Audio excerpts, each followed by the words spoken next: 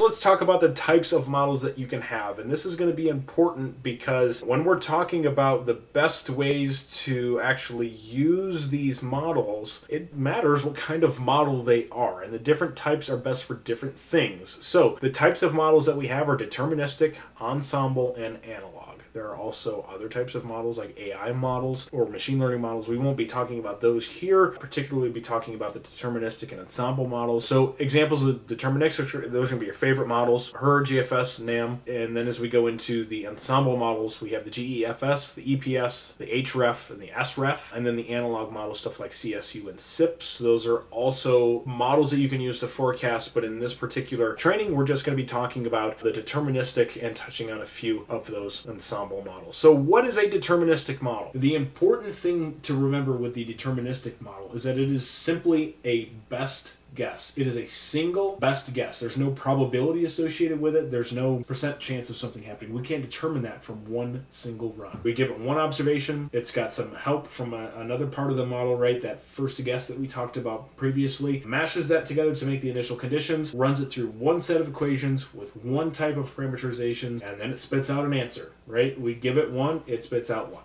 and that's all we get. That's nice. And it's easy to kind of look at and go, okay, that's great. But there are some downsides to that because it is simply one way to view the atmosphere. Okay, one way to view the atmosphere. That's a very important thing to remember with this. So let's talk about some of those deterministic models. We're going to start with everybody's favorite. This is the HRRR, the High Resolution Rapid Refresh. On the right, what you'll find is going to be the 12Z run of each model that I'll be talking about, valid at forecast hour 12/400Z. So this is going to be the same time and the same run for every single model that we're going to be talking about here. And then I'll have some specs and some information about it here on the left hand side. So we're going to start out with the spatial resolution for the HRRR, which is 3 kilometers. Again, spatial resolution just means the grid size. Remember when we're talking about grid, right, that's the box these models are going to be doing their calculations on, right? So if something is smaller than that box, they're not going to be able to see. If it's bigger, then they're going to be able to see it. Okay, so the spatial resolution is going to be important for some things we'll talk about, like biases and rules to remember. So keep that in mind as we go forward. The spatial resolution of the HRRR is 3 kilometers. The temporal resolution, or how often we can see output from the model, in most cases throughout the rest of this, remember that it will depend on where you get the model data from, but in most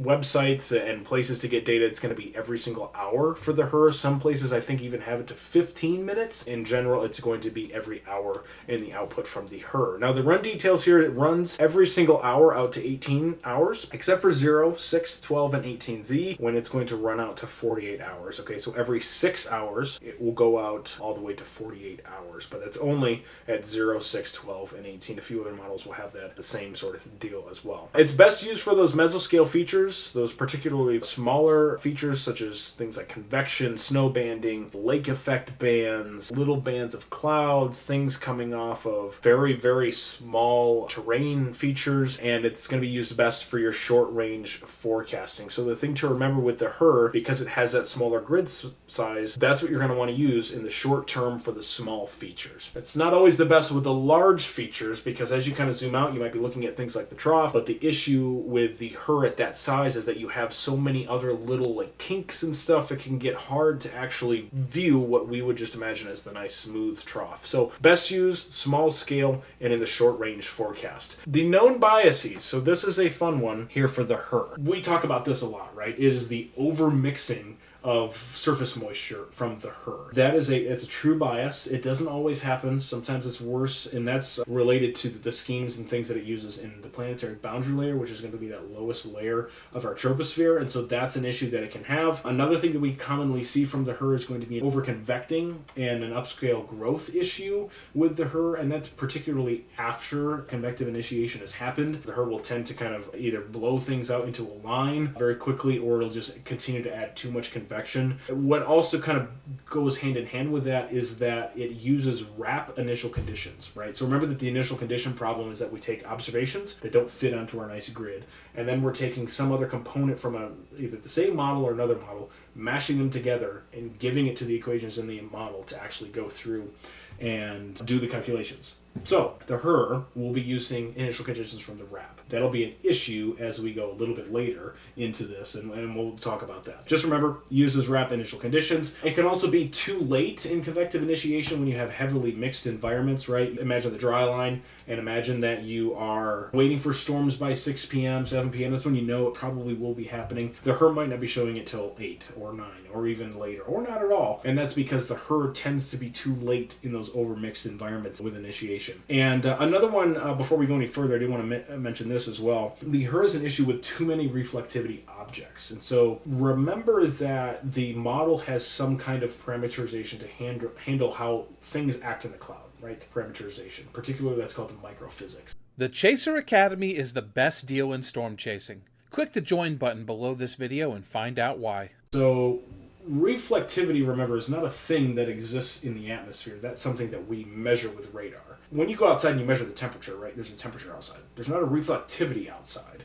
We are measuring something with a radar beam that ends up being reflectivity, right, of the objects that are in the air. What we do in a model, we're not actually measuring some reflectivity out there. What we're doing is we're making an estimation of what the reflectivity would be based on whatever the microphysics is throwing out there in a particular grid cell. So an issue that the HRRR has is that it kind of provides too many reflectivity objects. Think about it this way. Imagine the Texas Panhandle, okay? And maybe you're going to be chasing through there. The HRRR might show 8 to 10 storms, maybe 12 storms that are going to initiate kind of from the top of the Panhandle all the way down towards Lubbock. Maybe a bunch of supercells, right? What'll happen though, generally, is that the HRRR ends up with too many of those objects, and we end up with maybe just 4 or 5 of those storms. And so that seems to happen over and over. A lot of research has been done on this because this is found in cases, you end up looking at radar reflectivity, or you're looking at the precip patterns after the fact, and it's found time and time again that there's just too much reflectivity on the HRRR. And that's generally going to be mostly correlated with the way that the microphysics is estimating where the reflectivity will be. It can also fail to have the convective initiation at all in some of those weak forcing and overmixed situations. This is going to be particularly true with a couple of other models, but imagine we kind of get into the late season, going through and beyond June, where we have kind of the summer season, those big like mega troughs, right? They've all moved off to the north, and we're kind of left with the more subtle forcing as we go through kind of the summer months. In those cases, the HRRR can actually struggle to initiate then as well. So you might be thinking, we have cape here, we have shear, we might be a little mixed, there's not a lot of forcing, maybe there's a little bit of a cap, and the HRRR just doesn't have anything. That doesn't necessarily mean that there's going to be nothing, right? The HRRR tends to sometimes miss some of those storms, and it can be very annoying because usually those are the days, those are the best days, at least for what I like to chase. The microphysics issue, number of microphysics issues, and that kind of relates to the too many reflectivity objects things and all kinds of stuff, because every model has a different flavor, if you will, of how it handles the microphysics. And in the HRRR's case, there's been a lot of documentation about how those microphysics are bad. The image that we have on here is a image of the precipitation type, right? And so the precipitation type is going to be derived, again, from the same kind of way of finding the reflectivity. It's going to be derived from the microphysics. And so there's a lot of issues with the HRRR and how it handles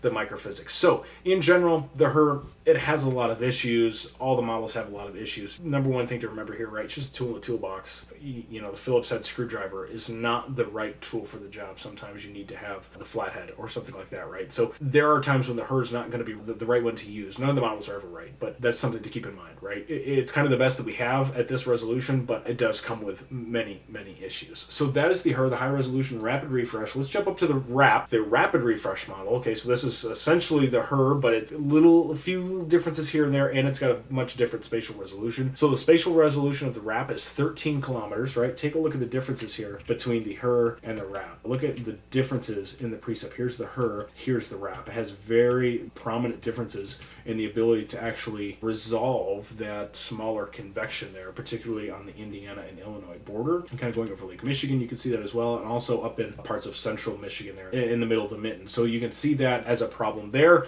And the RAP is going to be still best used for some of the synoptic scale and large mesoscale features and the short range forecasting. It's just not as high resolution as the HRRR is. So temporal resolution still goes out an hour. In most cases, sometimes you'll find it out to 3 hours. It is run every hour out to 18 hours, except at 03, 09, 15, and 21 Zs when it goes out to 51 hours. hours. So again, a little bit of some funky stuff going on there, depending on what hour it is. Sometimes it goes out further, other times it goes out to 18 hours. Again, synoptic, large mesoscale features, short range forecasting. So what are the known biases of the RAP? Well, the RAP, just like the HRRR, can have that overmixing bias. It's not always as bad as the HRRR, and a lot of that has to do with the fact that you have the grid spacing difference. So when you have 13 kilometers, right, you're not able to resolve as much. Funny enough, that actually can relax the amount of mixing that's happening. So the RAP can do it, but not always as bad as the HRRR. Another problem with the RAP is it does have inconsistent CAPE issues. If temperatures are too cool, it'll have too little CAPE. If temperatures are too warm, it'll have too much CAPE. And so they're kind of inconsistent. Inconsistent ones are the worst because they're hard to really account for. Here's the big issue with the RAP.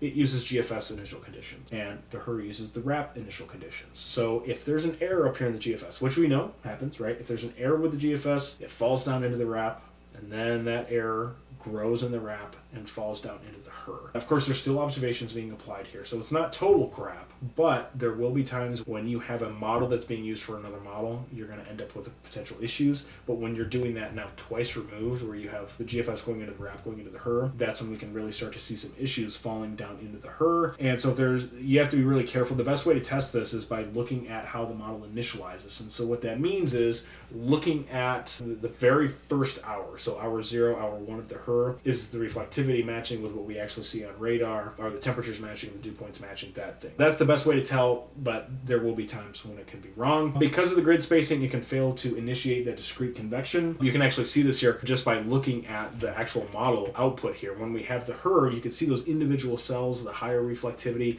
and then when you jump over to the RAP, you can't see that because of the grid spacing. The RAP is unable to detect that there's higher reflectivity there. That is an issue that we can have, especially imagine like a dry line setup in Kansas. You know, we might have 1 or 2 storms. They're going to start small. They might grow to be that 13 kilometers or bigger, but generally that first updraft that has to break the cap, it's going to be smaller than 13 kilometers. And so you're going to end up with the RAP not really convectively initiating anything because it can't see anything less than that grid zone. So it's just going to think that nothing's ever going to convect and there's not going to be any storms. So something to keep an eye on there. So that is the RAP. We can move on now to the NAM, the North American Mesoscale model. And the interesting thing to note between the RAP and the NAM, you have the 13 kilometers here for the RAP, you have the 12 kilometers for the NAM. And you can see a little bit of a difference when you look at the RAP and the NAM as far as how the reflectivity looks. But the other thing really is going to be stuff like position of the low and the type of precipitation, right? You can see the differences here in the snow between the HRRR, the RAP, and the NAM, where it is, the amount of mixing between different precip types there is. So there's multiple different issues with every model, and they all have their own flavor of things that are wrong and things that they're best at. I'll try to keep my opinions aside for the NAM, but I will just come right out and say that I am personally not a fan of the NAM models. We'll talk about the 3-kilometer NAM here in a moment as well, but because of the biases that the NAM have, which seem to really overpower a lot of other things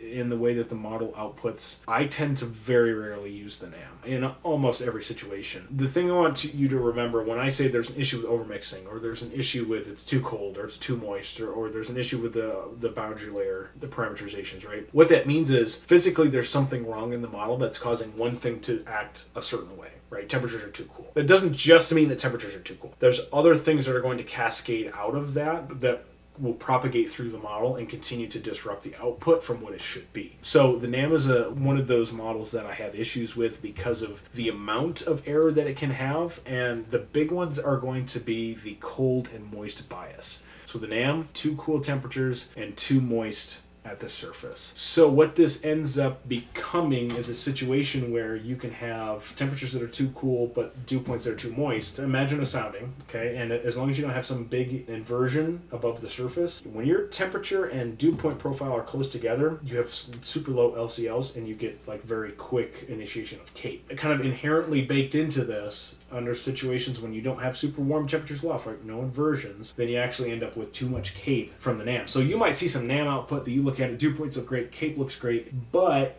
you're actually not getting the right output because your temperatures are too cool and you're too moist. And so the NAM a lot of times looks really good. It's really, I struggle to trust it almost ever because of these issues. It can also overpredict shear, which is an issue. You might look at something like the HRRR and the NAM, kind of compare back and forth, and you might look at the shear on on the NAM and go, wow, this looks great, but generally does overpredict. And this is kind of a personal observation. It seems to cause the wind field, or what we look at on sounding with the hodograph, too curved, like almost too much curvature in the wind field.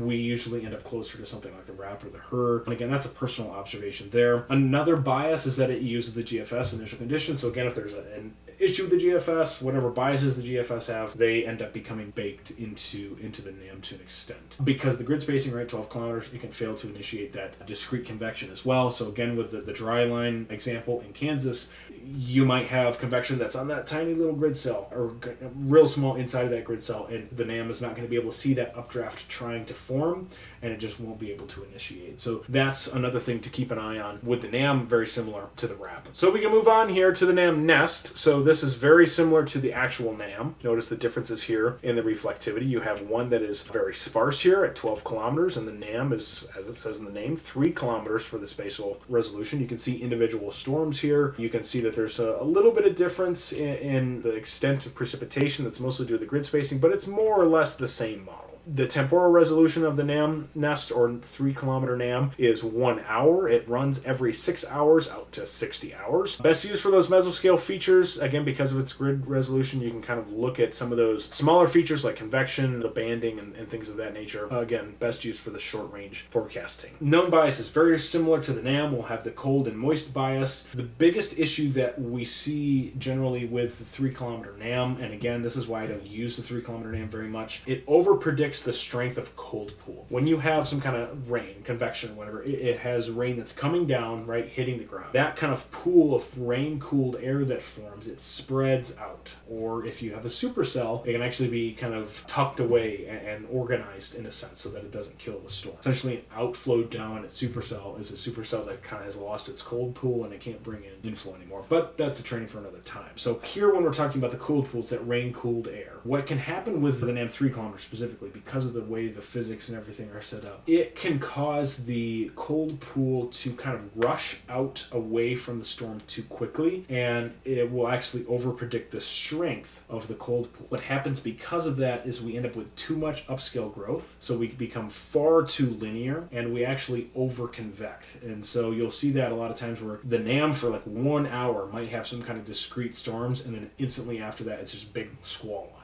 When you could look at the HRRR and there's like 4 discrete supercells total, the NAM nest, NAM 3 kilometer, will have this kind of squall liney thing rushing away. So the big thing is it overpredicts the cold pool strength. It causes their storms to be too linear with too much upscale growth. That really makes it difficult for chase decisions, right? Because we don't necessarily want to chase a big squally mess if we can have supercells. I try to stay away from it because of that bias towards more squally convection there. It can also trigger convection too early, and it can also under forecast the planetary boundary layer mixing, kind of the opposite of the HRRR, right? The HRRR over mixes. This kind of can under mix, which causes it to be too moist. It also uses the NAM as initial conditions, right? And it's pretty much is the NAM. So if the NAM has an issue, the NAM 3 kilometer could have an issue. The biggest thing, and the absolute takeaway here from this, is please do not use the 3 kilometer NAM for tropical cyclones, okay? There are issues related to the stuff I've said above, but there are issues with the planetary boundary layer, feedback between different components of parameterizations and things that cause the NAM to significantly over deepen tropical cyclones. So tropical anything is really just not great when it comes to the NAM. You might see an 18Z NAM run come in and it just is blasting somewhere in the Gulf Coast with like an 860 millibar low inside that hurricane. That is just absolute bogus. It is a serious issue that the NAM has. Please do not use the NAM for tropical forecasting, or bad things will happen as far as your forecast is concerned. The NAM nest is great for kind of complementing the HRRR at times, because the HRRR can be extreme with the mixing on one end of the spectrum, and then the NAM can be extreme with the mixing on the other end. So you can kind of like put them together and go, okay, this is probably what we're looking at. But anyway, that is the NAM nest and the NAM 3 kilometer. Let's jump into everybody's favorite, the GFS, or the global forecast system. And this will be the last of the American models that I'll talk about. Again, I'm just going to touch on some of the deterministic ones. Eventually, we'll get into working on the Ensemble models. I'm not going to go as in-depth with the Ensemble models, but we will be talking about them to an extent because I want you to be able to recognize what they're best used for and how to use them, usually in the sense of forecasting and where you can get the data for storm chasing. Generally, we end up with the deterministic models because we can get that super high resolution output from stuff like the HRRR. Let's go ahead and talk about the GFS. So this is the global forecast system. Again, there's a picture of it on the right-hand side of the screen. And then I'll scroll backwards here. So there's the 3 kilometer NAM, there's the NAM, GFS, NAM, GFS, okay? And then we can look at the RAP, GFS. Okay, so significantly more coarse is the GFS. 28 kilometers for that grid spacing. The temporal resolution is 3 hours in most cases. Some places you'll find it out to 6. Some sites will have the first several hours at 3-hour intervals, and then you might find it at 6-hour intervals much later into the run once you get down into the like 200 plus hour range. It goes out to 384 hours. Okay, so you're going to get a lot of time from the GFS. It is best for those synoptic scale features and global features because it is a global model, and it is a medium to longer range-ish forecasting is what the GFS is best for. I say longer-ish because it depends on your opinion on what a long-range forecast is, but that's what it's best used for. And I say the synoptic scale features both because of its grid spacing, but also because at the upper levels you don't really want super fine grid spacing because you end up with just a bunch of noise and little like kinks to the ISO bars and ISO plus depending on what you're looking at, and it kind of just gets a little noisy, and you don't want that. So something that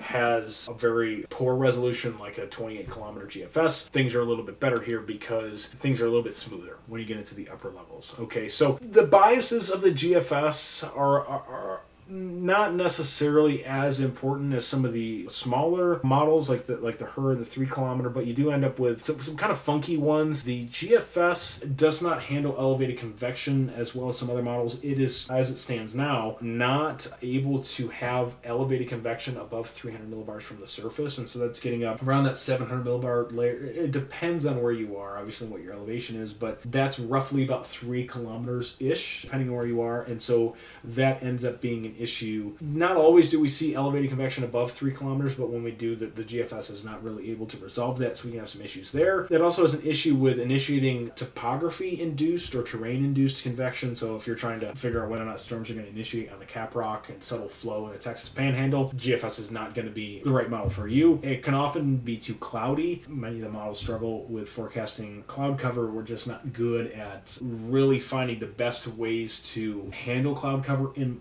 models, and this is a whole different kind of aside here, but it's very difficult to tell where clouds are, how thick they are, and things of that nature in numerical weather prediction. So in this case, the GFS is just often too cloudy. It often overmixes in the summer as well. It's very hot in the warm season. Sometimes it'll be 10 or 15 degrees warmer than every other model, and so that's an issue, and it also can overmix because of that. That is your GFS. From there, what we can get into here are some of those other country models, and there's several other ones. I'm just going to focus on the European model here because it's the easiest to get from other sources. So this is the European Center for Medium and Long Range Weather Forecasts. This is the basic ECMWF model. The spatial resolution is 9 kilometers. That's important. Let's go back here. The GFS is 28. So a lot of people think that the Euro and the GFS, they are kind of this, almost like this married model pair, right? Where you have the GFS, you have the Euro. They're kind of used for the same thing. The Euro has significantly better resolution than the GFS does. So in a lot of cases, if you have the option, the Euro might be a little bit better for you because the Euro is 9 kilometers,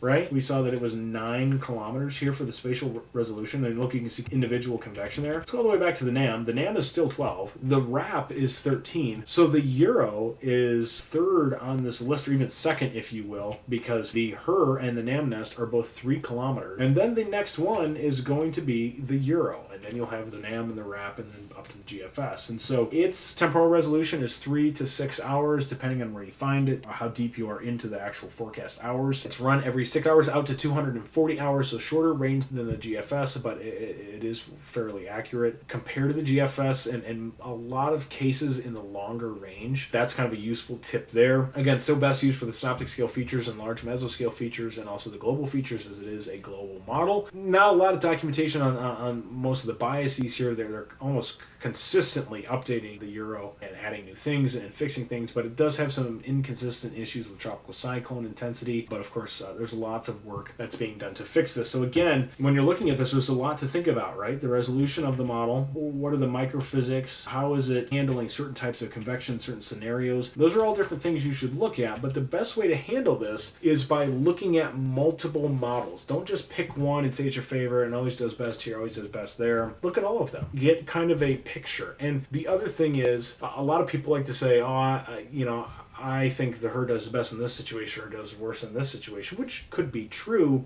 but it doesn't hurt to have another look at those other models. Now, that doesn't mean you need to give something like the NAM and the HRRR equal weight, because we know the NAM has a lot of issues, right? So you might look at the HRRR and say, okay, this is okay. Look at the NAM just for an idea, but you don't put too much weight on the NAM in your forecast. But you kind of watch the trends, right? They're deterministic models, which means one output time, done. They're out, and that's it. The trick is to be able to look at the trend. So you wake up in the morning, you're trying to chase later this afternoon. The current model run that's out is a 12Z. Okay, you drag the 12Z out to 21Z or sometime in the evening when the storms might be, and you're like, wow, this looks great, or this looks like trash. That's just one output time. What you should do is go back. Go back to last night at 0Z and then loop your way through all of the new model runs and see if it's consistent. Maybe the 12Z is totally different. Maybe that's a trend you need to watch out for going forward, though, right? It's all about trends, not just the individual model output. So the next thing I want to talk about is kind of how can we work on accounting for the single use model run, if you will. Well, here's how we can do that. So the Ensemble, the best way to explain this in the context of this particular training, it's a forecast system that runs multiple simulations that could have slightly different initial conditions, slightly different equations or model physics that govern the motion of the atmosphere, or potentially both. What this does is it acts to account for uncertainty from the observations and those previous forecasts, right, the initial conditions, as well as uncertainty in how well a particular model handles a particular phenomenon. Imagine the NAM nest, and we talked about how terrible it does with tropical cyclones, right? That's accounting for how well a particular model handles a particular phenomenon. There are various runs that are spit out by these ensembles, and those are the ensemble members. And what those members allow us to do is they provide a range of possibilities or probabilities of different outcomes, how things could change. And this is where we end up in the world of probability-based forecasting. So instead of saying the HRRR has a supercell over Amarillo at this time, instead what we're left with at this point is going to be the ability to say, maybe we're looking at a few counties or the Oklahoma Panhandle or something, right? We could say at this forecast hour, this model has a 40% chance of there being an STP or significant tornado parameter greater than 3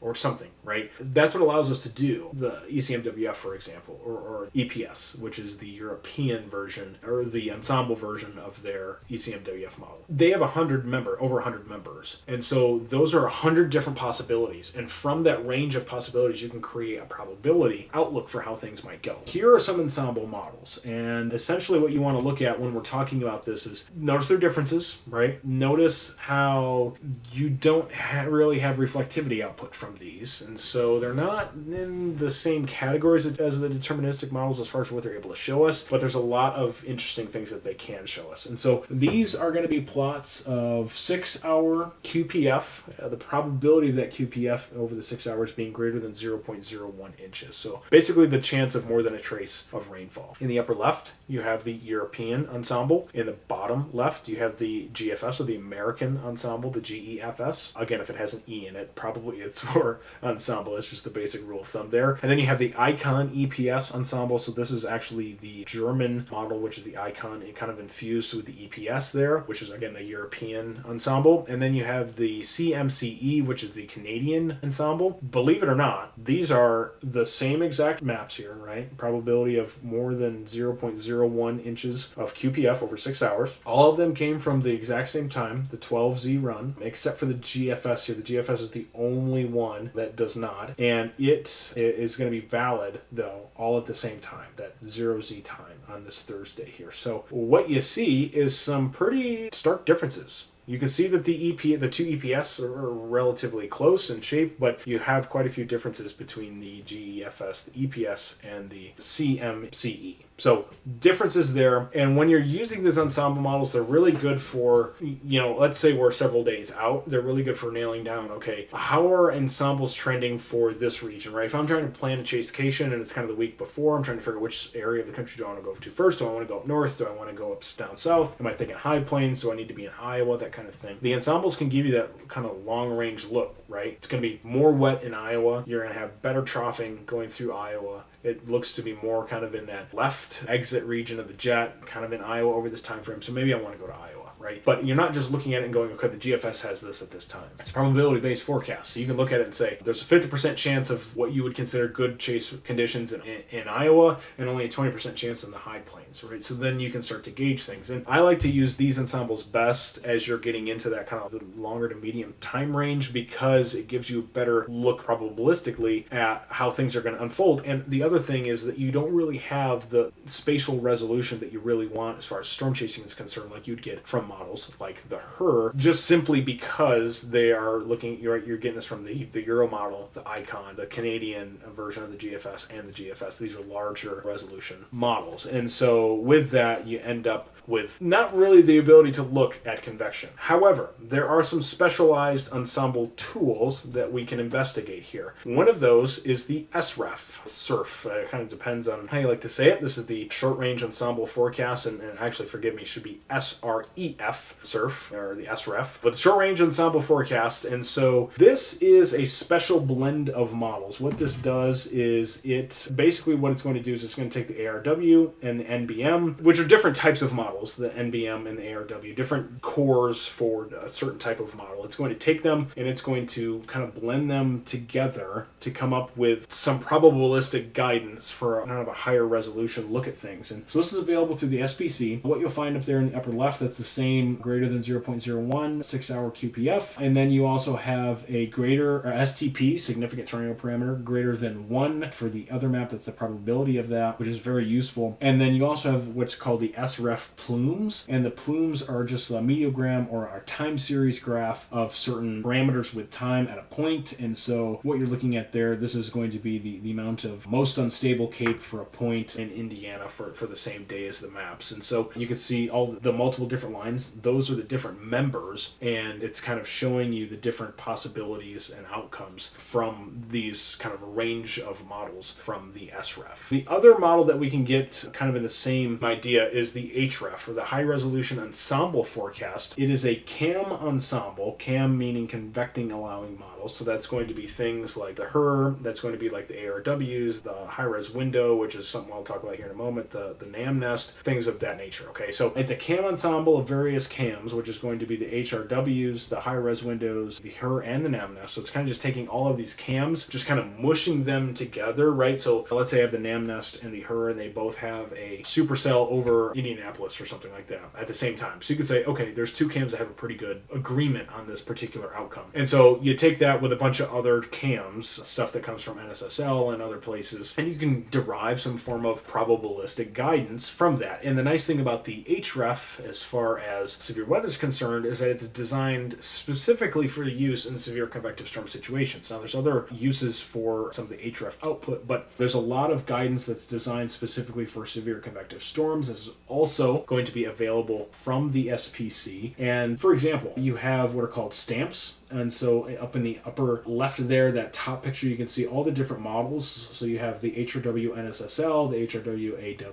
ARW, the HRW FV3, all kinds of different models, and they're different depictions of reflectivity at a given time. And then in the lower map, you have the composite reflectivity greater than 40 dBz ensemble paintball. Paintball means each model is given a particular color, and that color is going to be the same. You won't see dBz of 20 to 40 or to 50, whatever, right? It's 1 dBz contour. In this case, it's greater than 40, and each model is given a color, and you can see where models overlap and things like that. And so this is how you can tell models apart. And so there's different types of things that you can find from stuff like the HREF that are going to be really useful, breaking down kind of the probabilistic guidance from some of these CAMs. Those are the different types of models. Now we can start to talk a little bit about how to use those models. And we'll go through a very quick demo. I don't want to go too much into like the meteorology methodology here or forecasting ideologies or anything like that, but just kind of how can we use these models to make a forecast. Before we do any of that, the number one thing you should remember here, and I know this is a little bit more of a forecasting thing, but I think it's important to touch on here. Personally, for me, this is one of the most important things that you can remember when you're forecasting, and I think it is something that's kind of being lost at times in the community. Observations are king. Observations are absolutely king. Remember that models are just tools, right? Just the tools in our toolbox. Read this. Observations of the actual state of the atmosphere should always come first. Models should supplement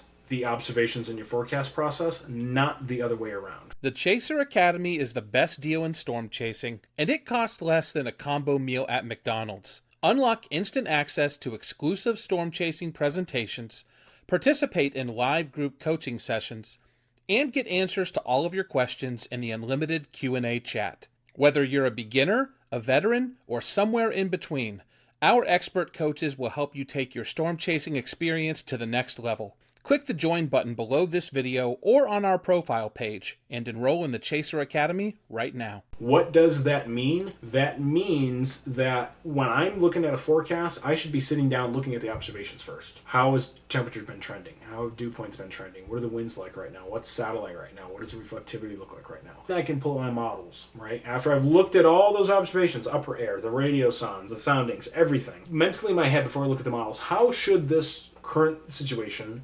translate with time? Once I've determined that, then I can transfer into the models and say, okay, first, how do the models start? Do they look right when they initialize, right? The first couple hours look like how I'd expect that. And then as they translate through time, I can use that to supplement the forecast that I made with the observations, and that's how I can start to build that forecast. So what we're going to do next is we're going to take a moment to go through what some of these models will look like. In this particular instance, I'm going to be using pivotal weather, and we'll be able to kind of show how I would go through a very basic use of these models while I'm trying to forecast. That will be next. All right, folks, let's go ahead and dive into what I would actually be doing if I were looking at models. Again, this is not necessarily a lesson in forecasting, but rather how do we utilize these tools, the models, through a chase forecast. So what I'm going to be using here is Pivotal Weather, and Pivotal Weather is a great website to use. It's got pretty much all the models that you could look for. It has different views, and it has a ton of different parameters over here on the side. So real basic kind of rundown. I'm sure most of you have used this before. These are the forecast hours, right? So forecast hour 0, and then we skip every 3 here as we go through the Euro. This is the European model. If I click on this, it pops up all the different type of models, the globals, the regionals, the CAMs or convective allowing, and then all of the ensembles, and there's even some climate ones that are on here as well. We're going to focus on the Euro for now. It also gives us some different regions that we could click on, right? It's the Euro model, so there's different countries that you could look at if you really wanted to. So we'll go ahead and we'll hop back over to the United States. What I want to look at for us here is going to be this severe weather event. Now, this is going to be after the fact that we're going to be looking at the severe weather event, but we're going to pretend that we're forecasting it here for the first time, and then there's also some options here, and we're going to kind of just put this on forecast loop for now, but there's all kinds of different options if you were to go look through this website on your own. So this is Pivotal Weather, and we have the scroll bar here, and we're just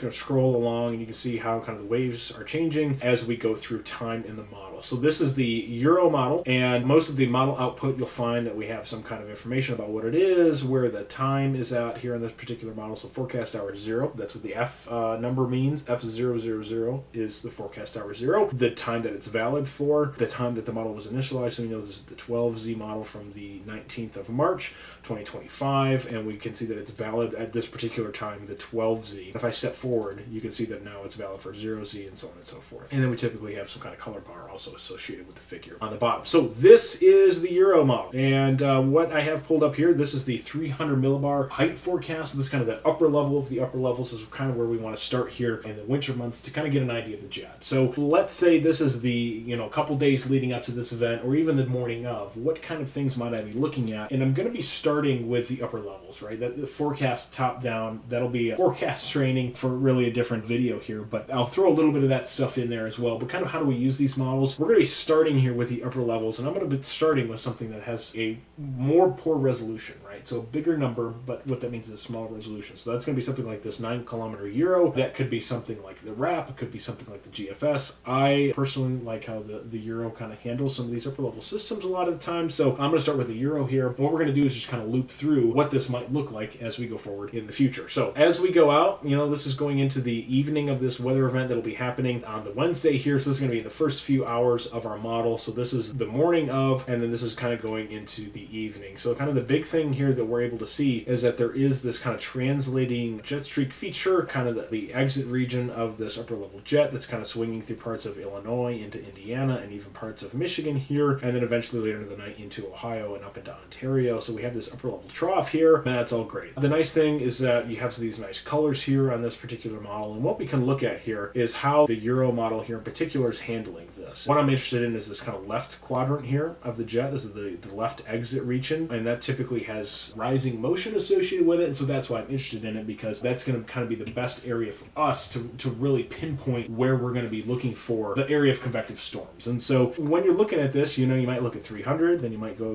down to 500, and this is where you could look at stuff like vorticity advection. You can get a better idea of what this trough might be looking like. And what I'm seeing here in particular is that this trough has a decent shape. It's got some forcing kind of going right up into where the risk area is, which is right here in Illinois, parts of Indiana. Again, this is a March setup from 2025 here. And then we could go down to 850, kind of get a view of these winds. And again, you can see we have a little bit of low-level jet that's kind of kicking up here as we get kind of into that favorable time frame. So this is all good and great. There's not a lot of things we need to really talk about on the model side when we're talking about the upper levels of the atmosphere, when we're getting into that part of the forecasting. The one thing I will recommend, though, is being able to look at multiple different models. So what I'm going to do here, I'm going to click on, let's go to 21Z. So this is going to be forecast hour number 9. So we'll jump up here to 300 millibars, and then we'll kind of look at how these different models here at the top are handling this. And you can see the differences. And that's kind of the important thing, is being able to compare the differences that we have between what the models look like, the differences between them, and the differences between their runs. That's kind of the most important thing. Remember, you can't just look at one model run and call it a day and be like, yep, there's my forecast, right? You got to be able to use multiple models together. From that, you can start to derive what your forecast might look like. So in this case, what we'll kind of compare here is going to be the Euro, the GFS, the NAM, the Canadian regional model, and the UK Met, which comes from the UK Met office. Here's the Euro. You can see there's not a lot of differences here between the Euro and the GFS. The trough might be a little bit deeper on the Euro than the GFS. Slightly faster wind speeds. Very, very minimal difference here. Just maybe some placement things. You can see there's probably a short wave that's swinging through here a little bit harder on the GFS than we have on the Euro there. Compared to the NAM, again, not a lot. I mean, at this stage, usually there's not a lot of difference here. If we were way later out into the forecast period, we'd probably see a lot more difference between the models, but in this particular case, we don't have a lot of differences here. So this is a good thing. When you compare the GFS and the NAM, though, this is where we do find a little bit of a difference. We can see that the NAM, look at the kind of the jet here. This is much further north up into Michigan. It might even hint that the forcing itself is a little bit further north. You can see that these winds here are also a little bit stronger in parts of northern Illinois and Indiana compared to what the GFS might have, and their directions are also slightly different as well, and that could have a role in things later on. And then you also have the regional Canadian and the UK Met. Not a lot of differences between these, fairly consistent. Of course, again, we're only 9 hours away at this point, so it's not like anything too crazy is going to be different here. Then another thing I might like to do is more forecasting stuff here, but kind of just looking at how the surface is comparing. So this is Theta-E, right? So this is looking at both of our temperature and our moisture. It's kind of, how's the instability shaping up at the surface for us? And so what we have here, we have the Euro, we have the GFS, we have the high resolution version of the Canadian model. Because it's Canadian model, we don't have southern parts of the United States here, so this one isn't as useful. We have the HRRR. There's a couple of NSSL models here. Remember before when I was talking about boundary conditions, right? How some models are nested and we have to bring things in from the boundary. That's what we're seeing here. Do you notice up here in Canada all this white space, right? Well, the HRRR and all these other models still need to know what's going on up there. So what we do is we end up taking some kind of output from another model like the GFS, one of the global models, and kind of pushing it into the edges, feeding the HRRR from the edges so that it knows what the weather is up there. So here's a couple of NSSL models here. Really not much different here. There's some microphysics differences between these two models, or rather some initial conditions. And then we have the NAM, and then we also have the 3 kilometer NAM as well, and then some more of the Canadian and the UK Met. So what we're seeing here is we kind of flip through these. There's not a lot of differences, some differences in position, particularly of the low, that's what I'm interested in, and then the tongue of Theta-E that's kind of wrapping up here in this very skinny warm sector here into Illinois and Indiana. And what you can see here, especially when you look at the NAM and the 3 kilometer NAM compared to some of these other models, like here's the HRRR, here's the 3 kilometer NAM, there's definitely a little bit more Theta-E, which would again account for that cooler temperature and the warmer dew point there kind of meeting up a little bit. And you can see that compared to some of these other models, there's a little bit less. The HRRR probably mixed out a little bit here, but it does have a sharper warm front actually here, almost up towards Chicago a little bit, just south of Chicago. And going back to some of these global models, you don't necessarily see, as we'll take the GFS here versus the HRRR, you can see that there's definitely a difference between where that kind of warm frontal feature is and how sharp that gradient is because of the grid spacing between the HRRR and between the GFS. So there's our kind of rough idea of what the surface might look like. One thing that I really want to touch on here is going to be how to use the HRRR.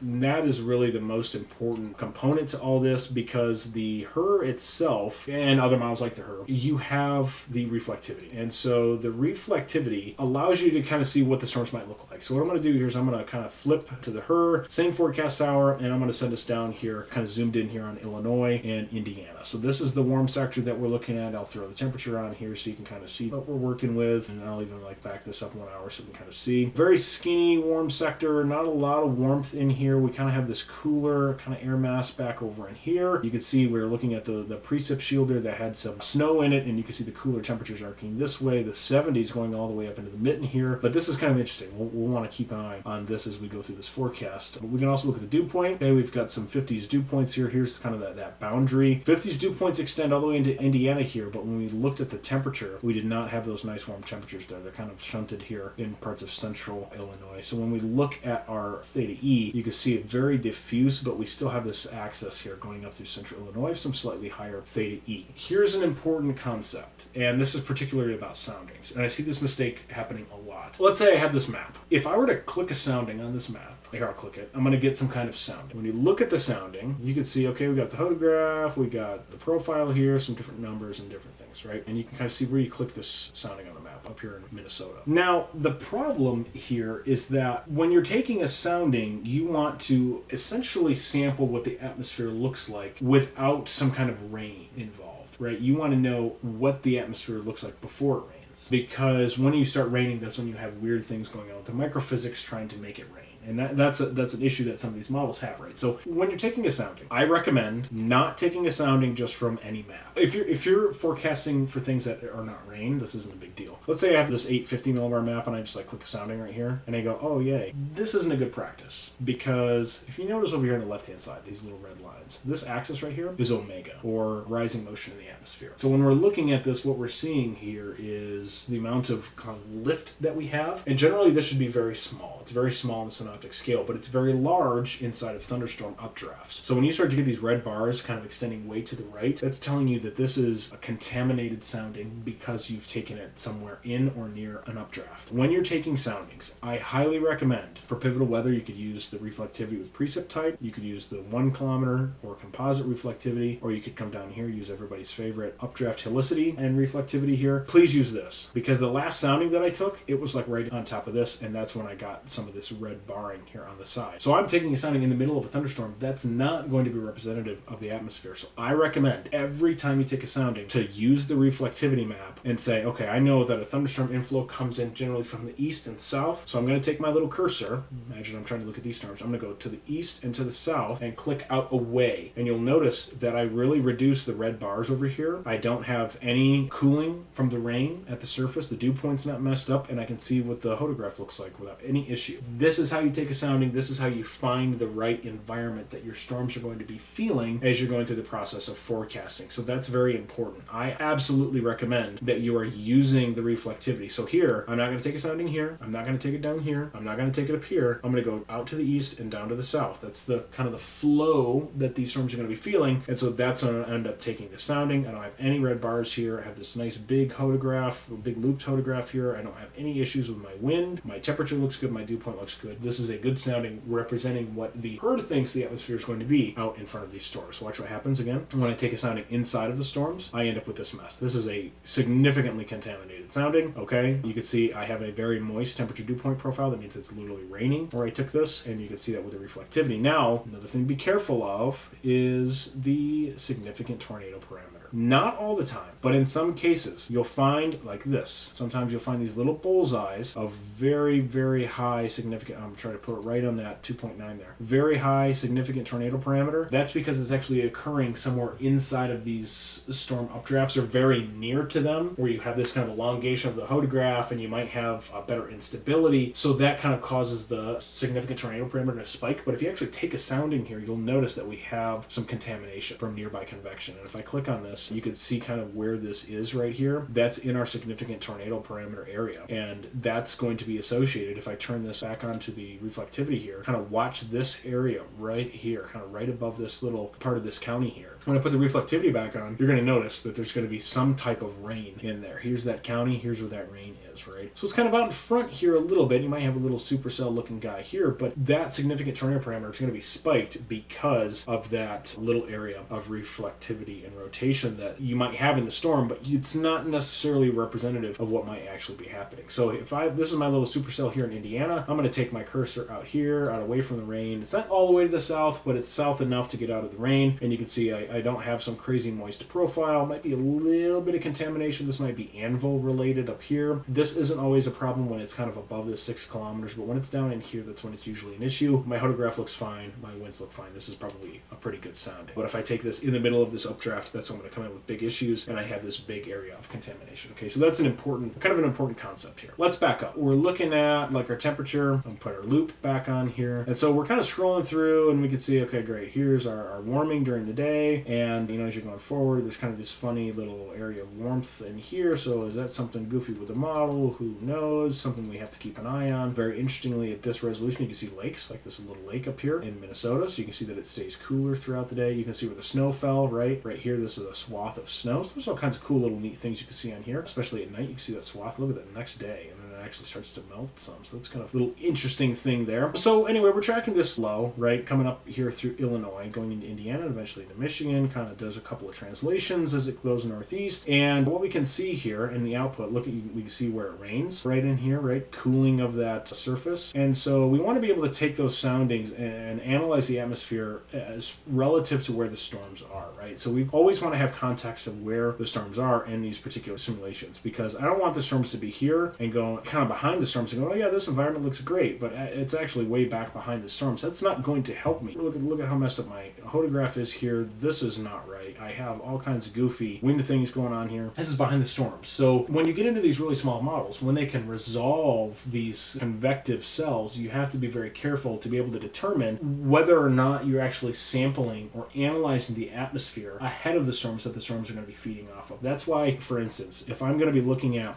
what's this atmosphere going to be like as these storms develop, let's continue to go forward, and let's keep an eye here on kind of the central Illinois area. When do storms develop? About right here. Okay, so I'm going to go backwards 1 hour, and then still a little bit out to the south and east. That's where I'm going to take my sounding, and then I'm going to be able to get it pretty good. This is a little contaminated. You're kind of up there a little bit, so I might go, you could go backwards 1 hour, or you could go a little more to the south and east here, because whether or not this hour shows it, there's actually still a developing storm there, so you might come down in here a little bit maybe, and that might be a little bit better. Yeah, a little bit better there. And so you can see nothing's really too messed up here. There was some rain that moved through earlier. That's why this looks a little funky, but the hodograph at this point in the day, that's what the hodograph should have looked like. So that's not too bad there. So that's how you take soundings here in these models. Again, so you want to start with some of these synoptic models, like we might go to the Euro here, and we might back out, look at a national view, kind of just getting our bearings as to what's going on here. And we might do something like go to the upper air dynamics here and do like a 500 millibar height and vorticity, right? So we're kind of just looking at where lift is associated with this system. You can kind of see it translating over the forecast area here in northern Illinois and Indiana as we go a little bit into some of the evening hours here. And so that's important. There's that with our kind of global, more those larger models where I can see some of the more important situations aloft, kind of the more synoptic features. Right here's some. This is going to be temperature advection at 850. You can see that we have kind of this warm air advection regime kind of in parts of Illinois and Indiana, and then eventually that cold front kind of takes over and we're into this kind of post-cold frontal cold air advection regime there. And so again, different things you can look at. And then as you go forward in your forecast, what you're going to want to start to pay attention to is more of those features that are more important to severe convective storms, kind of in a more short-range format. So I'm going to zoom back in here, and currently it's on temperature advection, but let's say we're looking at 0.3 kilometer cape, and we'll roll this forward. Okay, very patchy, right? Don't bullseye. Don't be one of the bullseye people. You want to be able to take this out in the atmosphere that actually is sampling what the storms are going to feel, because look at this. Look at how contaminated this is when I took in the bullseye. Same thing goes with the storm, or the significant tornado parameter and all that stuff. Okay, so we want to be able to take this in an environment that's actually sampling these storms. Here's another thing. You might look at this and go, wow, what do you take a look at that? 261. Let's take a sounding in here and see. Cooled off there. Photograph is a little funky. I wonder where our storms are at this time. This is the big thing. You got to be able to make sure. This is O2Z. When we looked at that, here's O2Z, and I took that sounding back here. The storms are not there anymore. So this sounding that I took that looked all nice, well, it's actually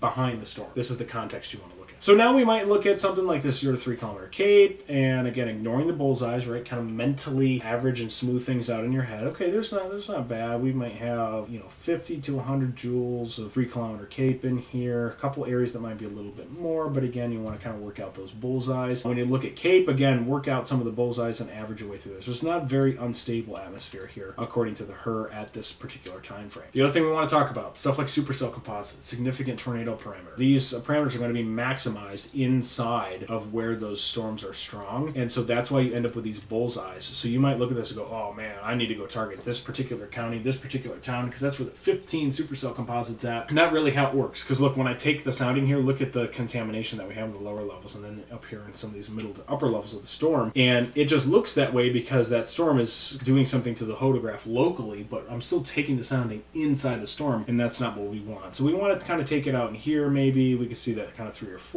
Okay, that's a better representation. We can try some of these and just look to see if it's contaminated. Not contaminated, so that's pretty good. There's a nice photograph there. That's basically how we use kind of these higher res models, right? Everything is with a grain of salt. I'm not going to look at this reflectivity output and go, okay, so I have this storm going over Chicago, or this one particular storm in this county, or I might have this one particular supercell right here. I'm going to go chase this. What I'm going to say is, kind of along the Illinois-Indiana line, I like this particular area for supercell development. I'm probably going to stage down in here somewhere and wait for the storms to come my way. So, whatever your objective is as a storm chaser, but you want to be able to very carefully analyze the model output, but mentally kind of smooth things out, right? I'm not going to say, whatever town's down here, this is where I'm targeting, right? I'm going to say, if we were imagining that this is what's going to end up happening, say, okay, because of the HRRR, I might want to sit down in like south, or maybe central-ish Indiana here, close to the border with Indiana and Ohio, and I'll just kind of monitor conditions and see if these storms develop around this time. I'm not going to say 23Z, there's going to be a supercell over this town at this county. That's not how you use the HRRR or any of these models. Updraft helicity, right? Let's remind ourselves what updraft helicity is. Helicity is spin in the atmosphere, right? So this is going to be tracking the spin of an updraft, and we're talking about the 0 to 3 kilometer helicity. When you look at this is the total updraft helicity, right? Most of the updraft helicity is going to be related to the upper level or mid-level mesocyclone, so this is not actual like tornado tracks or anything like that, right? You could look at this 2 to 5 kilometer helicity track and see these helicity tracks right here. All these supercells up here, these are going to be elevated supercells. Doesn't mean they're surface-based. This is just something that's output by the model that shows kind of the, and watch, I'll take a sounding in here. We'll see how messed up one of these looks if I get it right in that updraft. That one's actually not as bad as I expected it to be. But the point is that when you're looking at kind of certain, there's a good example of that. When you're looking at some of these outputs, like the updraft helicity tracks, it's important to remember what you're actually looking at, right? This is a lower to mid-level mesocyclone spin, not what's happening at the surface. So if there's a storm that's elevated, I'm not actually going to be able to see that in my model here, or in the output, because I'm just looking at the helicity of the updraft, not at the low levels. So that's when you have to do some deeper analysis into the soundings, things of that nature. So this is an example, right, of using a cam. You would compare this to how the 3 kilometer NAM might do here if you were just looking at the HRRR. We'll jump here to the reflectivity of the NAM, and look at, here's the linear bias. Look at how much more linear this is, kind of messy, a little bit of upscale growth involved in this as well. And so that's kind of showing the bias here. Look at how much more messy this looks.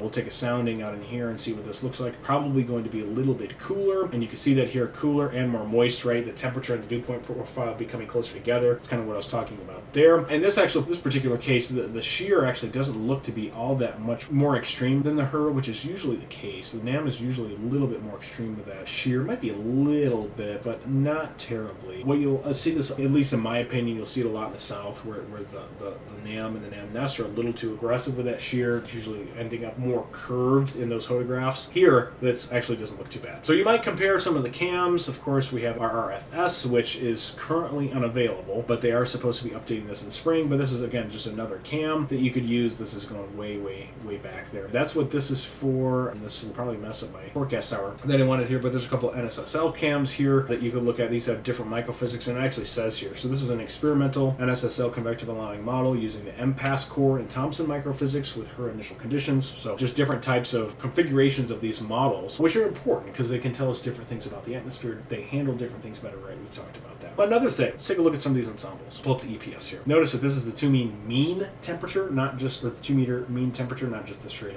temperature. We could look at the SLP numbers. I'm going to put this back on the 12Z for Wednesday. But what you can see here, right, kind of get into here, these are all the different low positions that the model thinks there could be, and then the different pressures that they might have. And so this is a mean kind of view here. We could look at the mean wind gusts coming from the model here, or rather just the mean wind in general. But these are all mean. So this is the range of possibilities that we could have here. Typically, there's not a lot of convective related stuff. So this is the probability of CAPE greater than 500 joules times the probability of surface to 500 meter bulk shear greater than 40 knots times the probability of 6-hour convective rainfall greater than 0.05 inches. And so this kind of gives you a rough idea of where storms are probably going to exist. Typically, you don't have soundings for this. So this is an example of pivotal weather in some of the models. You have some more ensemble stuff in here. This is the SREF, so this is going to have some more convective stuff. Like this has some SIGTOR, mean SIGTOR stuff here. We'll go 9Z on that Wednesday. So you can see that we have some SIGTOR, and then we also have the probability SIGTOR as well. So that's the idea of this. This is not just spitting out SIGTOR. It's giving us the mean or the probability of some certain parameter that we're looking at. And so what we're going to be talking about here as we go forward in this is, we've talked a little bit about how to recognize the biases in the model, right? What those biases are. We've talked about how to understand what the model is doing, right, in the back end, and some of the nuts and bolts of each model. And I've kind of just showed some very basic stuff, right? This is not a forecasting course. This is just, how you kind of look at some of these models and stuff. But there's a lot of caveats and things to keep in mind and different rules that you should keep in mind going forward through your forecast process. So when you actually get into forecasting and using these models, that's when we can start to talk a little bit more of the actual forecast process. But there are certain caveats and rules that you're going to want to keep in mind as you go forward. Remember to check out those links in the description below, and then watch another video.